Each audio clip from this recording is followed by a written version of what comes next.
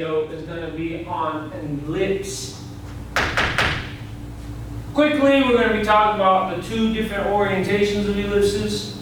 We're not going to really go over why the ellipse equations are expressed like this and like this. The derivation, although it's simple, I will not be covering in this video. I can cover it in another video. But for now, we'll take the equations of an ellipse are given by these two equations.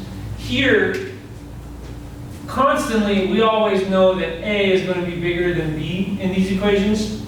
And so whenever A is under the X, we know that the major axis, meaning the most elongated axis of the ellipse, will be on the X if the larger number is there. And if the larger number is on the Y, then the more elongated major axis will be along the Y. So that's how you know where to find the major axis and the minor axis. Major axis is where the A, the larger number, is located at. Another piece of information is how to find the foci. The foci are located at C, and we know that B squared is defined to be the difference between A squared and B squared. So when we solve for, C squared, here we go. B squared is the difference between A, what am I doing here? So what I meant to say is C squared is equal to the difference of A squared minus B squared here. Okay, so when we solve for C, C is equal to plus or minus the square root of the difference of A squared and B squared, okay? So when we do some concrete examples, we'll see what we mean by that. But the foci are located at negative C0, positive C0, and the vertex on the major axis is at negative A0, positive A0, and these points are located at 0B and negative 0B. Same thing here, but for different points. Notice that the foci is now on the Y component, whereas over here the foci was at the X component. So things just flip depending on whether your major axis is on the X or if your major axis is on the Y. So let's do a concrete example here. Let's do x squared divided by 16 plus y squared divided by, let's say, 4 is equal to 1. Clearly, 16 is equal to 4 squared, and 4 is equal to 2 squared. So the larger number, A, is equal to 4, and the smaller number, B, is equal to 2. So now we know A is equal to 4, B is equal to 2. Let's just put these in a little box here. We can find C, because we aspire to graph this ellipse. We know now that its major axis is the x-axis because the larger number is below that x squared term. Okay? So because A is 4, we know this touches here at negative 4, 0, and this touches here at positive 4, 0. We know B is 2, that means this is top here is at 0, positive 2, and is touching here down at 0, negative 2. Okay? What about the foci? That's the last piece of info about this ellipse that we'd like to know. We're going to go back to the fact that C squared is A squared minus B squared, and take the square root. We get plus or minus. C squared is the square root of A squared minus B squared. So the square root of A squared minus B squared plus or minus is equal to C, as we've calculated over there. So C is equal to plus or minus the square root of 16 minus 4. Okay, 16 minus 4 is 12. So we get plus or minus square root of 12. 12 is really 4 times 3. Okay, so this is equal to plus or minus 4 times 3, and 4 is really 2 squared times 3. So this decomposes to plus or minus 2 root 3.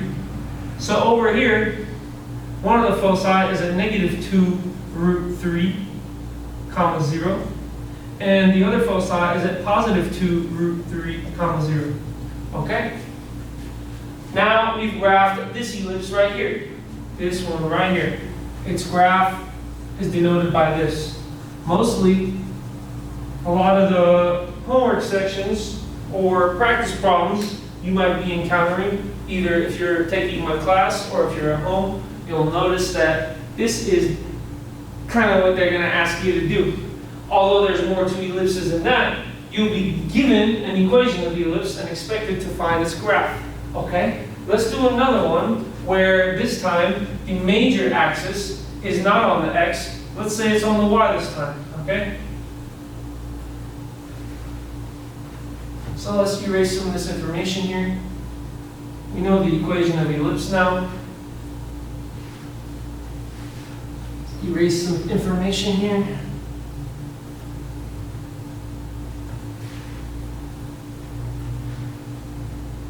Okay.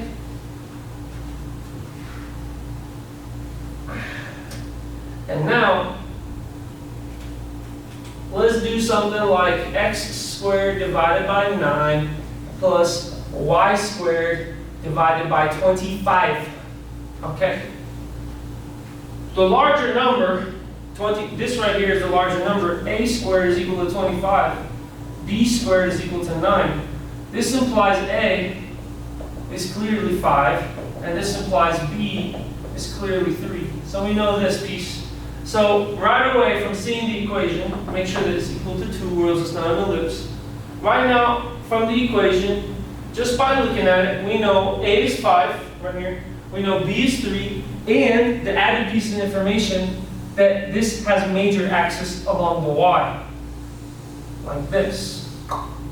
Furthermore, we know the vertices that intercept the y right here is going to be at the A values, 0, 5. Notice the 5 goes into y because it's up there. And over here is 0, negative 5. Matter of fact, you get plus or minus because you take the square root. That's where the plus and minus are coming from. Over here, we get 3, 0 and negative 3, 0. All right? But what about the foci? The foci will be along the y-axis this time, as opposed to the x-axis. The foci will be along the major axis, and our major axis is the y-axis. How can we find the foci? Remember, c squared is equal to a squared minus b squared. All right, so c is equal to plus or minus the square root of a squared minus b squared. So c is equal to plus or minus the square root of 25 minus 9. So c is equal to plus or minus the square root of, let's say, oh, I'm bad at subtraction and mental math, so let's count on our fingers here. 25 minus 9, take out 5, 4 remaining, so it's 20 minus 4, so that's 16. Okay, square root of 16 is 4. So I get c is equal to plus or minus 4. Aha! So this is going to lie at 0, 4, and this is going to lie at 0, negative 4. Done. Done. You're done graphing an ellipse. Now you have an example of an ellipse that is major axis on the y.